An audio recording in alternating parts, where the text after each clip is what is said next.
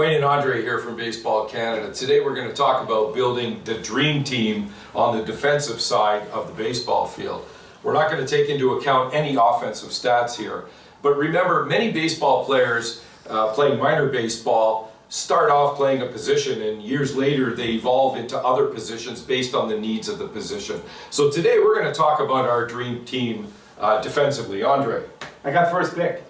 you got first pick in the draft. So I'm going to start with the catcher as my first pick. So as a catcher, I'm looking for especially someone who's going to be really good at receiving. I think for me that's really, really important. Someone flexible as well as far as the physical quality. Looking at the player with a strong arm, knowing that the catcher will have to throw on bases as well. Being able to come up quickly, especially when balls in the dirt. You want the player to come up quickly on his feet. On her feet, and for me, speed is less of importance for catcher.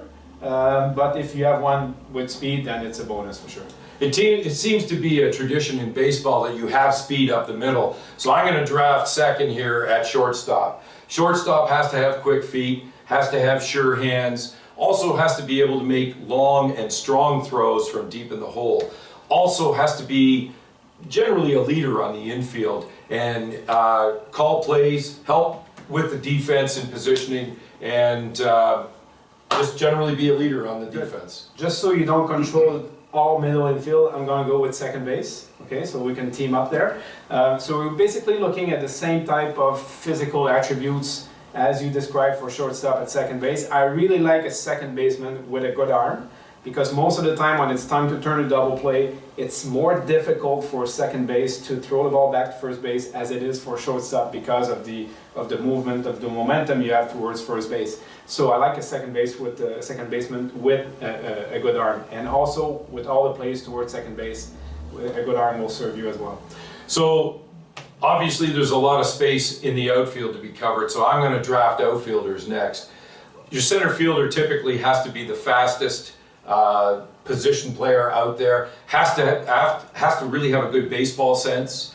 Some other things you can look for in the outfield: typically your right fielder has a stronger arm, may not be as quick as your center fielder, left fielder. Your left fielder, if they actually catch with their right hand, gives them an advantage when playing on the fair foul line. And the same thing occurs over in right field with your right fielder, who again typically would have your stronger arm to make that throw to home or to make the throw to third base. I'll draft third baseman now. So even though sometimes you have a slower player at third base, I like an athlete there that can move well, especially on all the different bunts, moving to the left side, to the right side of the field, also to his or her left, and having a good arm, because most of the time they're going to throw across the diamond.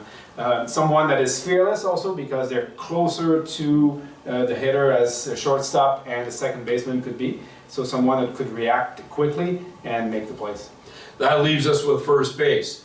Taller might be a little bit better when it comes to stretching and reaching out for the ball, as well as a right-handed catching first baseman who has an advantage on a tag on a pickoff play, and also allows them to cover most of the infield on a ball that's hit between first and second base.